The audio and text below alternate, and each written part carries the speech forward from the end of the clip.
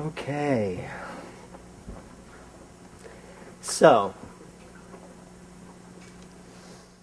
there's a big world out there, have you noticed? When I left here a couple of weeks ago, I knew I was going far away. I was going to Barcelona. And it just does not seem right to say that, does it? Barcelona? And yet that's how they say it. That's how they say it. So I knew I was going to Barcelona and then traveling to certain cities in Spain. When I was a little boy, when I used to leave to go away, I always felt bad. I always was worried. I was always afraid.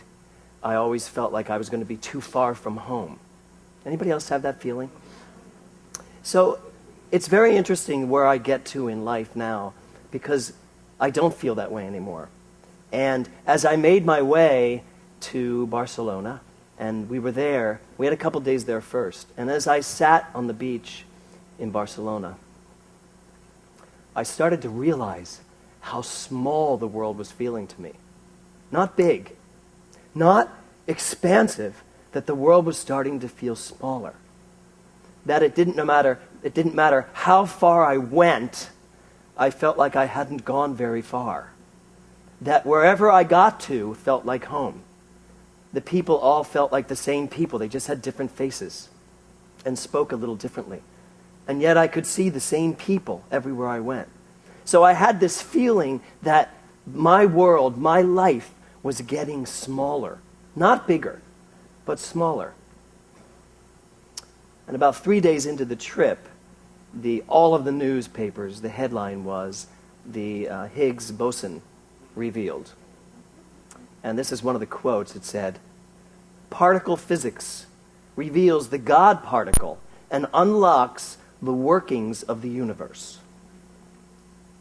So there I am experiencing the world, the big becoming smaller, and the world of science is experiencing the smaller becoming bigger. Can you tell I had a lot of time to think? So I'm sitting there on the beach and I'm thinking, how does this all make sense to me? You know, usually I go away and there are these, awesome experiences. I have anxiety attacks while snorkeling, and I get caught in the Eiffel Tower elevator and want to just kill myself. It's like all these great adventures that I've had. I didn't have any of those this time. I didn't. Sorry about that. I can't give you any of my idiosyncratic craziness of traveling. In fact, the night that we went to Ibiza, has anyone ever been to Ibiza? Ibiza is this little city that doesn't get started till around midnight. And, it's long since the days that I used to take disco naps and get up and go dancing. But I did. And so all my friends were saying, okay, we're going to get there around 1. And that's when it sort of gets started. It's a little boring then. Around 2 or 3, we'll move to this other disco. And I'm like, what? I said, at 3 o'clock, I will be asleep. So Kevin says, well, we should at least take a nap and go to Ibiza with everybody. So we get on a tender. It's called a tender, and it's a boat that is anything but tender. And it travels you from the ship to the island, and it's like all the way there. But I wasn't. It was like cool. And the boat was packed with people going out discoing. And I was like, if this boat turned over, it'd be the end of us all, and I'm okay. So it was really, I was like, okay, I've evolved. So we get to Ibiza. It's around midnight, 12:30, and we get off the boat, and the city is like Times Square at noon. I'm like, this is unbelievable. I can't believe this. And we walk around, and we land in this bar, this great little gay bar. And it's packed. And I'm sitting pinned against a wall with like 500, 600 people all around me. And I'm like, if this building went into flames right now, that would be the end of me. And I'm okay. So again, I know I have evolved. So it gets to be around 1 o'clock in the morning, 1:30, and they say it's time for us to go up the hill to the big disco. There'll be about 5,000 people there. And I start thinking, 5,000 people in one room dancing at 2 in the morning. And I thought, this could be a little bit more than I'm ready for, but I'm game. So we go up to this disco, and we walk in, and immediately, as you walk in, the rest of the 5,000 are coming in behind you. And so you're like pushed in, and you're walking, and we're walking, and we're walking. And again, I think to myself, if this place goes down, there's no getting. And I look back, and I'm going, I don't know. And I'm thinking, I should be feeling anxiety right now. And I didn't. And I just kept going. And somehow I ended up in the front of 5,000 people, at the lip of the stage for the male exotic dancers. And that was working for me. And the next thing I know, it's 3:30 in the morning. And I'm like, I'm dancing. The shirt's come off a long time ago. I am dancing, showing everyone I got a tan for the first time in like years. And all of a sudden, I look at my friends, and Kevin's asleep. He's next to the wall going. My other friends are like, so are you good? I was like, I'm really good. They say, does that mean you're good to leave, or are you good to stay? I said, I'm really good to stay or leave. And they said, it's going to be an hour to get from here back to the hotel. And I was like, it's 3:30. Okay, we could leave. So we leave, and we go back home. And I had this great night, just this awesome night. And I wasn't having anxiety attacks. Nobody was forcing me to go snorkeling. It was really a great experience. But I must tell you that I found God in that disco. Just like I found God on the beach. Just like I found God in the tender. Just like I found God wherever I went. And so the next morning when I got up and we were going to go into Ibiza again, all that was on the newspapers and all the announcements we were getting were about this Higgs boson. And something was bothering me about the Higgs boson. I was like, are you really trying to tell me that we've discovered God in a particle? That we went searching deeper, and we finally found God in this Higgs boson particle? So I had to really look and read and see what it was about. And what I understand is that the Higgs boson, and I don't understand physics all that well, but I understand that the Higgs boson is a particle that attaches itself and creates mass in other particles and slows things down in order for things to grow. And therefore, they call it the God particle because it seems to be the particle that distinguishes one thing from another. But for me, sitting there on the boat, on my balcony, reading this at like 6 o'clock in the morning, because who could sleep after being at Ibiza, I'm just reading this thinking, how often do we look deeper and deeper and deeper and deeper and keep trying to find God? And even attribute it to something like a Higgs boson particle, when in truth, it's everything. And that's what this philosophy teaches me and is all about. It's everything. No matter where I go, God is. It's not just the smallest particle we can find. It's not the logical sense of science even. It's everywhere. It's everything. So I got off the boat that day, and we went back into Ibiza to see what it looked like during the day. And it was just gorgeous. Every place we went was gorgeous. I went into a little shop. It was this shop that only sold white things. And I walked into this shop, and this lady walked over and handed me this shirt. And she was like, "Here, put this on." She was German, apparently. So she said,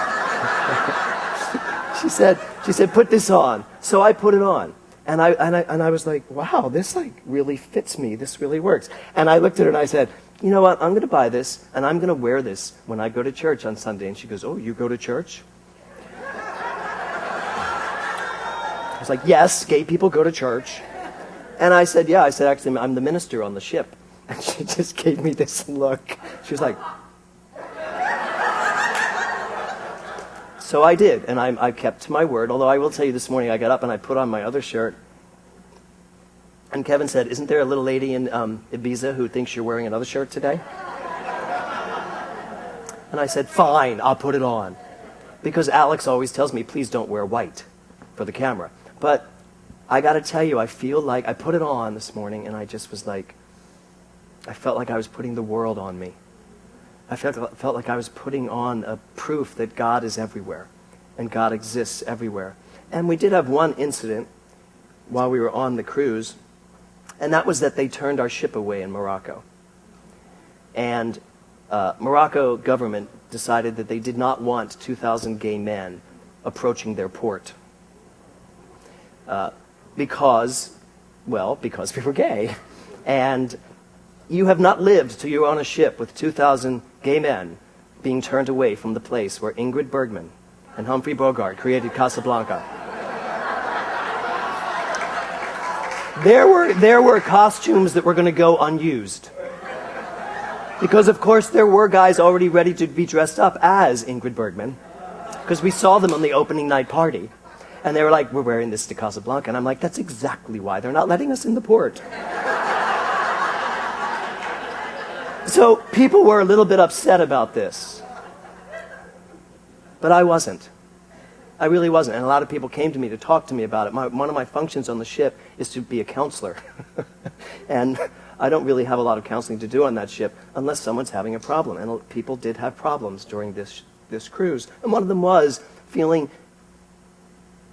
disrespected, that they weren't allowed to go in. And I said to the one person I was talking to, I said, you know, in Morocco, if you have sex outside of marriage, it is punishable by death.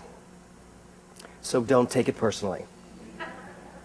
I said, so obviously gay sex is going to be punishable by death. Well, as it turned out, in the news a few days later, there was a journalist who actually dared to write an article in Morocco saying that it was time for Morocco to get with it and bring their world into a modern understanding of sexuality. And now they are deciding whether or not that journalist will be put to death. So, and I'm not kidding about this. I'm not here to depress you about this, but to just tell you that this song that Levi sang is a very important song, because it is about how do we affect change in the world. A world that needs change. But you know what? It's not just that the world needs change, it's that I need to change. It's that you need to change. It's that we all need to change. Does everybody feel that? Yes. So there I am standing on the hilltop in Cadiz, looking at this strange land and not feeling so strange. And then I get an email, a little text coming through from Rita. I need your talk title. And I thought, there is not a place in the world I can escape this woman. I need your talk title. And I'm looking around and I'm like, I don't know what I'm going to talk about. I have no idea. And then I couldn't remember what the song was. So I write her back and I go, what's the song? And she said, The Man in the Mirror. And we're back, I thought. Okay, I get it. You know, it's so easy to see everything out there that needs changing. And when you see people, when you are the subject of some prejudice, you feel that everybody needs to change. They need to change their views. Morocco needs to change its views. So let me go to the lyric. If you want to make the world a better place, take a look at yourself and then make a change. You know what? We tend to go right to the change part of this, don't we? We go right to, let's make a change. I want to make a change. Let's change things. I got to change things up in my life. I got to change my voice. Right? But I want to change something with that. I want to go back to a lyric before that. I want to go back to, the lyric is, before make a change, it says, take a look at yourself. Then make a change. So the title of my talk today is Face It. Face it. Face yourself. Face your true self. In order for me, James, to affect change, I have to be willing to look at myself and acknowledge what I'm seeing. Acknowledge honestly what I'm seeing. Not what I hope to see. Not even who I know myself to be spiritually. Because sometimes that can be a cop-out and stop us from seeing what really does need to be changed. I have to own who I am. And then I have to be okay with who I am, with what I see, so that I can get past those stumbling blocks, you know, judgment, blame, disappointment, and take a real look at myself and then make a change. So, some questions I have for you today. How many of you are aware of changes that need to be made in your life? How many of you know specific changes that you need to make in your life? Okay. Do you ever wonder why you don't make them? Do you ever wonder why sometimes when you do make them, they're hard to keep? It's hard to keep them to stick. When I left for my vacation, I had just finished teaching the seminar lectures. And I have to tell you, after teaching this year, and teaching the books that I chose to teach this year, I was agitated. In a good way. I was spiritually agitated. Because what I chose to teach this year caused me to question a lot of what I'd been teaching 9 years prior. And it caused me to go further out on a limb and say, well, if this is this, then this is this, and then this must be this, instead of just, this is this, and I'm settled. So it was a little agitated. And one of the things I was most agitated about was asking myself, what is keeping people? What is keeping people from getting this? What is keeping people in their rut, in their routines? What is keeping people stuck in their lives and keep replaying the same themes over and over and over again? What is it? My own themes. When they show up, I swear to God, there are themes that show up in my life and I am like, really? Again? You're going to play this again? You're thinking this again? You know better, and I do know better, but I don't do it. Anybody else? We know better, and yet the theme still pops up. We have got this most amazing truth right here at our fingertips. We are being told the most amazing things, like you are God. You're not just a little sliver of God. You are God. You are the power of God. You are the allness of God moving through you perfectly. That doesn't mean that you are the allness of God and no one else is. But we are. We've got this truth. We are part of a movement called New Thought, which, by the way, no one has heard of. Everywhere I went, they're like, what kind of minister are you? And I don't normally say religious science, although one person, just follow this logic. So what kind of miniature golfer are you? What kind of minister are you? And I said, I'm a religious science minister. And he went, isn't that terrible about Tom and Katie?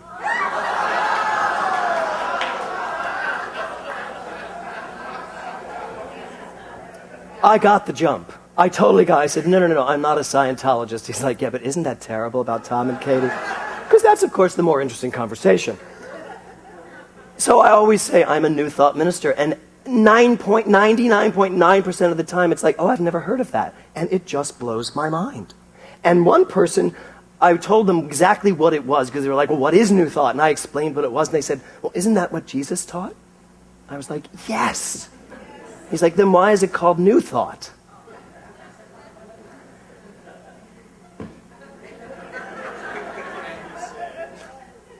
I walked away. No. I thought, you know what? You don't deserve this answer. No. The truth is, it shouldn't be called New Thought, because unless we are actually thinking new thoughts, we should just call it New Name. That's where I am in my spiritual journey. New thought will only be known when it actually means something.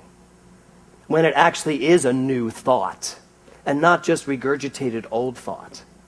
You know, I was sitting in Barcelona reading The Exquisite Risk, and I got it. I'm sitting there, and I said, could it be that we have just exchanged words? New thought really is old thought. Nothing's changed. We're still kind of doing the same things. We're still having the same problems. We're still having the same issues. Could it be that new thought is just we have exchanged words instead of exchanging ideas? And could it be that we have not taken new thought? Yes. Is it what Jesus taught? Yes, it is. But perhaps we still aren't getting what Jesus taught. If Jesus taught, I and the Father are one, how dare we put anything between ourselves and God? That's new thought. And that's up to you and me to start putting into practice. I think it's time for us to start accepting this teaching instead of just learning this teaching. Can it be, and I will read you this because I wrote this in my journal, can it be that we are afraid to change because we're still afraid of death? And change means killing off what no longer works in our lives. So the question is, what are you holding on to that you know you have to let go of? What are you still holding on to that you know you have to let go of? Ernest Holmes wrote this: "Nature will not let us stay in any one place too long. She will let us stay just long enough to gather the experience necessary to the unfolding and the advancement of the soul. Should we stay in one place for too long, we would become too set, too rigid, too inflexible. Nature demands the change in order that we may advance. When the change comes, we should welcome it with a smile on the lips and a song in the heart." How many of us welcome change with a smile on the lips and a song in our heart? I'm very good at saying I love change, and then when things change, I get really annoyed. Anybody else find that? Suddenly things are changing. I'm like, why? Why? Well, maybe it's because it has to. It's supposed to. You know, I love what Levi and Jason are doing there. You know, somebody had said to me, they said, "Jason, they just got here. Why are they moving?" Because life decided to change them, to take them on the changing journey. So, you know, if you look at your life, I think it really is time for us, if we're going to call ourselves New Thought, then it's time for us to have some new thoughts and to let go of the old thoughts that no longer work in our lives. Tony Robbins wrote this. "You are in the midst of a war, a battle between the limits of a crowd seeking to surrender your dreams and the power of your true vision to create and contribute. You are in the middle of a war that a world wants us to just be typical." Anybody aspiring to be typical? A world that wants us to stay put in something that feels comfortable. And yet, there's something inside of you, and there's something inside of me that is just reaching up saying, you are so much more than what you are doing. You are so much more than what you are being. You are so much more than what you are speaking. Why not let me show you that? And that's what this teaching can give us. The receptivity to allowing Spirit to show me something bigger. Tony Robbins goes on to say, this is a fight between those who will tell you what you cannot do and that part of you that knows and has always known that we are more than our environment, and that a dream backed by an unrelenting will to attain it is truly a reality with an imminent arrival. A dream backed by an unrelenting will to attain it. What dreams do you have that are just kind of sitting there because the world has basically told you those dreams are unlivable? You know, as I was sitting in all these cities and being on these beaches and meeting people and just watching, you know, when you're on a ship, it's so fascinating because you're literally, you can be still on a ship, but you're moving. I don't know if you knew that. That's why I like planes and trains and automobiles. I love being able to stand still and yet know the world is moving. My life is evolving. But that's what's going on inside of each and every one of us at all times. As still as we get, as still as we go to that truth of who we are, there is an evolution, a drive in us that is moving us forward at an alarming rate of change. And I think it's time for us to, as Tony Robbins says, be unrelenting in our willingness to let Spirit do what it needs to do. And I love this, imminent arrival. It is imminent that every single dream you have will arrive where it needs to go. I wasn't going to share this, but I will. When I started my journey, I had gotten that haircut that I hated.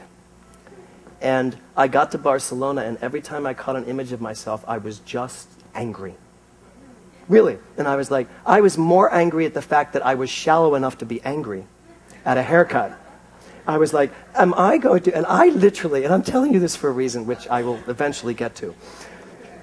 At one point, I had to literally, I was in a bathroom at the W Hotel, and I'm looking in the mirror, and I'm like, I am not leaving this mirror until I'm okay with this haircut.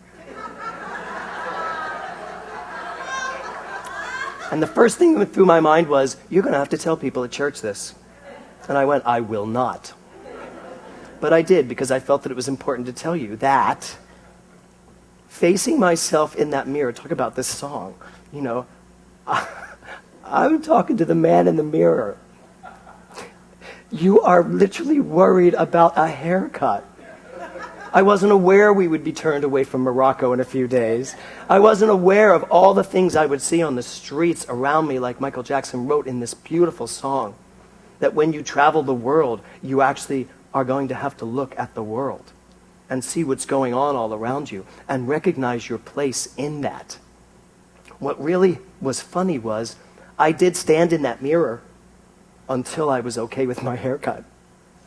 Mind you, I did 10,000 things with it first to figure out how to make myself okay with it. And I walked out of there, and I never gave it a second thought for the rest of the trip. In fact, I kept looking at myself going, was that the same hair? It looks really good. What did I change? I changed the mind of the man in the mirror. And I started to understand how trivial and how trite so many things in our world is that we think is so catastrophic. Because really, I was going to destroy everyone's trip if I didn't look good.